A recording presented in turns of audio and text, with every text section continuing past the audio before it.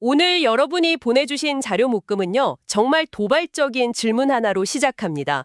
성실하게 30년간 낸 내 국민연금이 한 푼도 내지 않은 사람의 생계급여보다 적을 수 있다.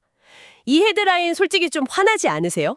근데 이게 지금 대한민국의 국민연금을 둘러싼 가장 뜨거운 논쟁의 핵심입니다. 맞습니다.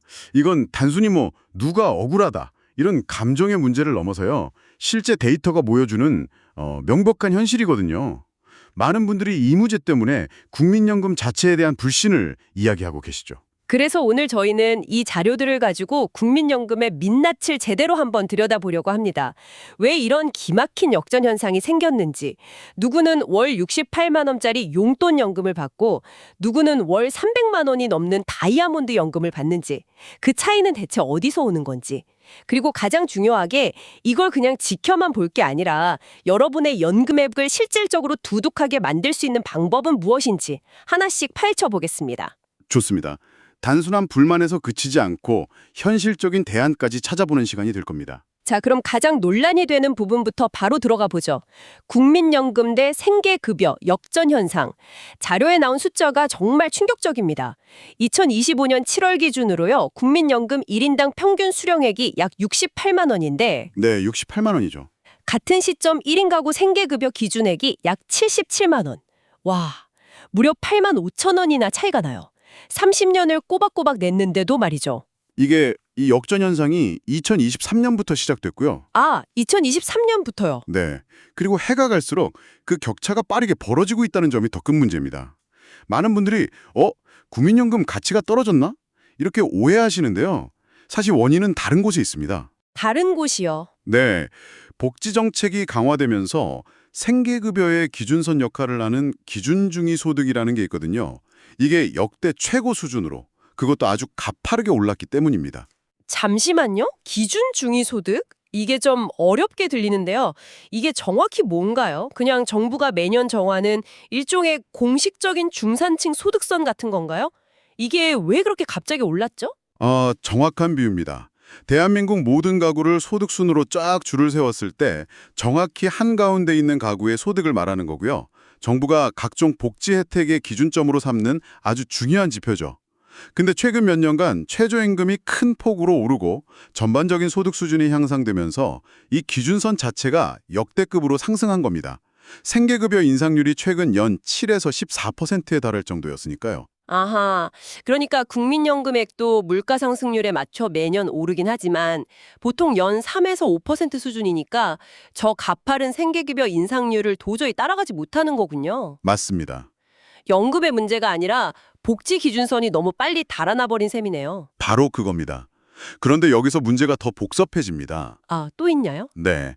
자료에 따르면 국민연금을 성실하게 내서 월 수령액이 2024년 기준으로 약 51만 원을 넘어가잖아요. 네. 그러면 65세 이상 소득 하위 70%에게 지급되는 기초연금이 깎이기 시작합니다. 아, 즉, 어중간하게 연금을 받으면 오히려 아무것도 안 낸 사람보다 총 수령액이 적어지는 모순이 생길 수 있다는 지적이 나오는 거죠.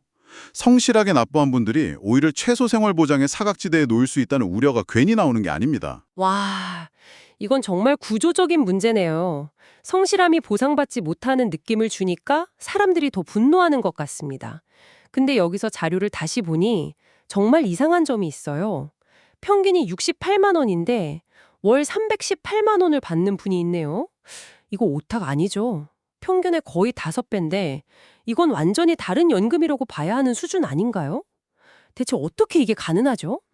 오타가 아닙니다. 그리고 바로 그 지점이 오늘 이야기의 핵심으로 들어가는 입구입니다. 우리가 흔히 말하는 평균의 함정을 경계해야 합니다. 통계를 자세히 뜯어보면요. 전체 평균이 68만 원으로 낮은 이유가 있어요. 가입 기간이 10년에서 19년 사이인 분들의 평균 수령액이 한 44만 원 수준인데 아, 이 그룹의 인원이 매우 많아서 전체 평균을 끌어내리기 때문입니다. 그러니까 짧게 낸 사람들이 많아서 평균이 낮아 보이는 거군요. 그렇습니다. 반면에 가입 기간이 20년을 넘어가는 순간부터는요. 평균 수령액이 112만 원으로 훌쩍 뛰어오릅니다. 그리고 30년 이상 부은 분들은 훨씬 더 많아지죠. 여기서 우리가 발견할 수 있는 첫 번째 중요한 통찰은 국민연금은 얼마나 많이 냈느냐 보다 얼마나 오래 냈느냐가 압도적으로 중요하다는 겁니다. 와, 그 말씀이 확 와닿네요. 단순히 월급이 많아서 보험료를 많이 낸 사람보다 어쩌면 소득은 더 적었더라도 한도에도 거르지 않고 꾸준히 낸 사람이 결국엔 이기는 게임이다. 얼마나가 아니라 얼마나 오래가 핵심이군요. 근데 왜 하필 20년이죠? 19년 가입자랑 20년 가입자 사이에 연금의 계산 방식에 어떤 극적인 차이라도 있는 건가요? 아니면 그냥 통계적으로 유의미한 변곡점일 뿐인가요? 계산 방식 자체가 바뀌는 건 아닙니다. 다만 연금액 산식 구조상 가입 기간이 길어질수록 금액이 복리처럼 불어나는 효과가 커지거든요. 특히 20년은 최소 노령연금 수급 기간인 10년의 2배라는 상징성이 있고요. 이때부터 본격적으로 연금액이 안정적인 궤도에 오르는 통계적 변곡점으로 볼 수 있습니다. 알겠습니다. 그럼 그 월 318만 원을 받으신 분, 자료에 나온 67세 이모 씨의 사례는 대체 어떻게 이 게임의 끝판을 깨신 건가요? 그 사례는 연금을 최대로 불리는 거의 모든 전략이 담긴 말 그대로 교과서입니다. 4가지 핵심 전략이 있는데요. 첫째, 고액 보험료. 가입 기간 내내 소득 상한선에 맞춰서 최고 등급의 보험료를 냈습니다. 아, 낼 수 있는 최대치를 계속 내셨군요. 그렇죠. 둘째, 장기 가입. 1988년 제도 도입 첫 해부터 30년을 꽉 채웠고요. 셋째, 임의 계속 가입. 만 60세가 넘어 은퇴했지만 2년간 보험료를 더 내서 총 가입 기간을 32년으로 늘렸습니다. 마지막으로 가장 강력한 무기인 연기연금입니다. 연금을 바로 받지 않고 5년을 기다렸습니다. 이 덕분에 원래 받을 연금액에서 무려 36%가 증액된 금액을 평생 받게 된 거죠. 와, 듣고 보니 머리가 좀 복잡한데요. 결국 핵심은 국민연금을 그냥 자동이체되는 세금처럼 잊고 살면 정말 용돈 수준에서 끝나고 이걸 내가 직접 운영하는 금융상품이라고 생각하고 적극적으로 파고들면 완전히 다른 결과가 나온다. 이 얘기인 거죠? 정확합니다.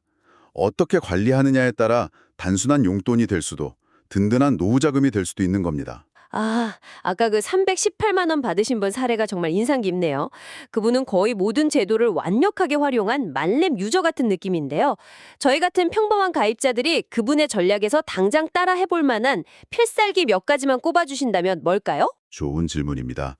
4가지 제도를 꼭 기억하시면 좋습니다. 첫 번째 필살기는 추가 납입, 흔히 추납이라고 부르죠. 실직이나 육아 등으로 경력이 단절돼서 보험료를 내지 못했던 과거의 기간이 있다면 그 보험료를 나중에 내서 가입기간으로 인정받는 제도입니다. 시간을 돈으로 산다고 생각하시면 쉽습니다. 추가 납입하니까 제 친구가 생각나네요. 출산 때문에 회사를 5년 쉬었는데 그 기간이 그냥 공중에 붕 뜬 것 같아서 너무 불안해했거든요. 이런 제도를 알았다면 시간을 돈으로 살 수 있다는 생각에 훨씬 마음이 편했을 것 같아요. 특히 프리랜서나 경력 단절을 경험한 분들께는 정말 중요한 정보가 되겠네요. 맞습니다. 두 번째는 방금 사례에서도 나온 임의 계속 가입입니다. 만 60세가 됐는데 최소 가입 기간인 10년을 못 채웠거나 혹은 10년은 넘었지만 연금액을 더 늘리고 싶을 때 만 65세가 되기 전까지 가입을 연장하는 겁니다. 1년만 더 부어도 연금액이 달라지기 때문에 적극적으로 활용할 필요가 있습니다. 세 번째는 연기연금인데 이건 정말 강력하지만 한편으론 좀 망설여지는 방법 같아요. 5년이나 기다렸다가 36%를 더 받는다는 게 물론 매력적이죠. 하지만 그 5년 동안 무슨 일이 생길지 모르고 당장 현금이 필요한 분들께는 그림의 떡 아닐까요? 이 제도의 함정이나 단점은 없습니까? 아주 현실적인 지적입니다. 그래서 이 제도는 모두에게 정답이 될 수는 없습니다. 만약 60대 초반에 다른 소득, 예를 들어 퇴직연금이나 개인연금 혹은 다른 근로소득이 있어서 생활에 여유가 있는 분들, 이런 분들에게는 최고의 선택지가 될 수 있습니다. 하지만 당장 연금이 없으면 생계가 어려운 분들에게는 당연히 추천할 수 없죠. 자신의 현금 흐름을 철저히 계산해보고 결정해야 할 문제입니다. 함정이라기보다는 조건부 최강카드라고 할 수 있겠네요. 마지막으로 네 번째, 크레딧 제도도 있었죠. 이건 일종의 보너스 같은 개념이던데요. 네, 이건 개인이 노력하는 것과는 별개로 국가가 보너스 기간을 얹어주는 제도입니다. 예를 들어 군 복무 기간 중 6개월을 가입 기간으로 인정해주는 군복무 크레딧이 있고요. 이걸 향후 12개월로 확대하자는 논의도 있습니다. 또 2008년 이후 둘째 아이부터 자녀 수에 따라 가입 기간을 추가 인정해주는 출산 크레딧도 있죠. 이것도 첫째 아이부터로 확대하자는 논의가 활발하고요. 그럼 이 크레딧 제도는 일종의 사회적 배려네요. 국방의 의무나 출산처럼 개인이 어쩔 수 없이 경력에 단절되는 경우를 국가가 보상해 주는 거군요. 네, 그런 성격이 강합니다. 다만 보상이라기보다는 가입 기간의 연속성을 인정해주는 개념으로 보는 게 더 정확합니다. 연금 제도의 안정성을 해치지 않는 선에서 사회적 기여를 장려하는 거죠. 중요한 건 이런 크레딧들은 가만히 있으면 자동으로 적용되지 않고 본인이 직접 신청해야 인정받을 수 있다는 겁니다. 해당된다면 꼭 확인해야 할 부분입니다. 알겠습니다. 개인의 노력도 중요하지만 이런 노력들이 효과를 보려면 제도 자체가 튼튼해야겠죠. 마침 자료에 18년 만에 연금 개혁안이 국회를 통과했다는 소식도 있네요. 이건 정말 큰 변화인데요. 네, 정말 역사적인 변화입니다. 이번 개혁의 핵심은 더 내고 조금 더 받자로 요약할 수 있습니다. 수십 년간 끌어온 해묵은 과제를 미래 세대를 위해 결단한 거죠. 더 내고 조금 더 받자. 하나씩 좀 쉽게 풀어주시죠. 먼저 더 낸다는 건 구체적으로 어떻게 바뀌는 건가요? 보험료율이 13%까지 오른다는 건 당장 월급 봉투가 얇아진다는 뜻이라 체감이 클 것 같은데요. 가령 월 400만 원 버는 직장인이라면 지금보다 매달 얼마를 더 내게 되는 셈인가요? 좋은 질문입니다. 현재는 소득의 9%를 내는데 직장인은 회사랑 절반씩 부담하니까 본인 부담은 4.5%입니다. 월 400만 원 소득자라면 18만 원이죠. 이게 앞으로 8년에 걸쳐 매년 0.5%포인트씩 올라 최종 13%가 되면 본인 부담은 6.5%가 됩니다. 그럼 월 26만 원을 내게 되니 지금보다 매달 8만 원을 더 내는 셈입니다. 적지 않은 부담이지만 기금 고갈을 막기 위한 불가피한 조치라는 게 사회적 합의였습니다. 그렇군요. 그럼 조금 더 받기는 어떻게 바뀌는 거죠? 소득 대체율이라는 개념이 나오는데 이것도 좀 어렵습니다. 간단히 말해 내가 평생 벌던 돈의 몇 %를 연금으로 돌려주겠다는 국가의 약속, 이렇게 이해하면 될까요? 예를 들어 내 평균 소득이 100만 원이었고 소득 대체율이 43%라면 연금액 산정의 기준이 43만 원이 된다는 거죠. 네, 완벽한 이해입니다.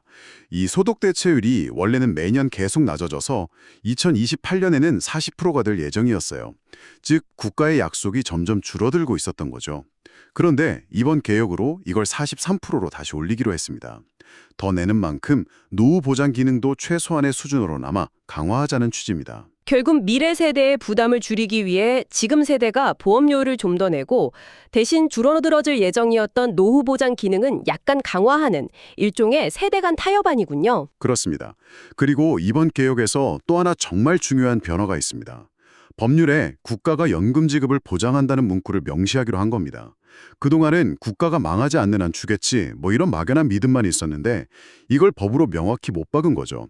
국민연금 기금이 고갈될 거라는 국민들의 불안감을 해소하고 제도 자체의 신뢰를 국가가 책임지겠다는 강력한 신호를 보낸 겁니다. 오늘 정말 많은 이야기를 나눴네요. 정리를 좀 해보겠습니다. 첫째, 국민연금이 생계급여보다 적다는 충격적인 헤드라인은 사실이지만 그 배경에는 국민연금의 가치 하락이 아니라 가파른 복지 기준선 상승이 있었다는 점. 둘째, 평균 68만 원이라는 숫자 뒤에는 가입기간이라는 결정적인 변수가 숨어 있다는 것. 국민연금은 얼마나가 아니라 얼마나 오래의 게임이라는 사실을 확인했습니다. 마지막으로 추가 납입이나 연기연금처럼 우리가 가만히 앉아서 당하는 게 아니라 직접 내 연금을 디자인하고 불릴 수 있는 강력한 도구들이 있다는 사실도 알게 됐고요. 네, 오늘 우리가 살펴본 건 개인의 전략과 제도의 병화였습니다. 국민연금을 둘러싼 오해와 불안을 걷어내고 현실적인 대처법을 모색해봤죠. 하지만 여기서 한 걸음 더 나아가 이런 근본적인 질문을 스스로에게 던져볼 필요가 있습니다. 나의 노후 설계도에서 국민연금이 차지해야 할 역할은 정확히 무엇일까요? 이것이 내 노후 자금의 전부가 되어야 할까요? 아니면 어떤 상황에서도 무너지지 않게 받쳐주는 든든한 주춧돌이 되어야 할까요? 그 질문이 오늘 나눈 모든 이야기의 무게를 다르게 만드네요. 그렇습니다. 만약 국민연금을 노후의 전부로 생각한다면 오늘의 전략들은 필사적인 생존술이 될 겁니다. 하지만 이걸 주춧돌로 생각한다면 이 주춧돌을 최대한 단단하게 만든 뒤에 퇴직연금이나 개인연금 같은 다른 기둥들을 어떻게 세울지 고민하게 되겠죠. 이 질문에 대한 여러분 각자의 답에 따라 오늘 이야기한 전략들의 의미와 무게가 완전히 달라질 겁니다.